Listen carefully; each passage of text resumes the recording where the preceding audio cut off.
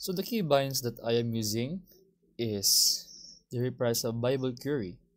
We will tackle about this later.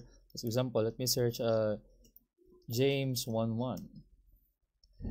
If mo press ko og 0, there is a number pad. If I press 0, no, wrong here. Dito dire.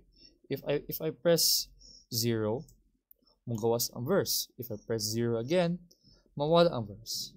And same as this. Kung ako na selected nga PowerPoint, if I press the dot, there is a del, maandar siya. Then, kung ako i-cancel, napalong siya. Pero di makita kaya wala mo ko PowerPoint naka-under right now. Pero kung naa, that will work. Next is, let's say, halos mo na siya. Kaning 0 and then muna ang gigamit nako right now ng mga hotkeys.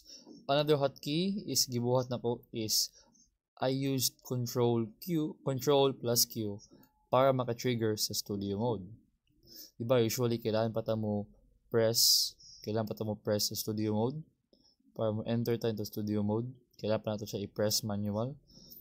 What I did is akong siyang gibind by pressing long press kung control, dayon press Q. O kuman, again, long press control, then press Q again. Ako siyang gibind araw. Wait kung mo. This time na ko ipakita. Another way. Sa hotkeys. Ano siya?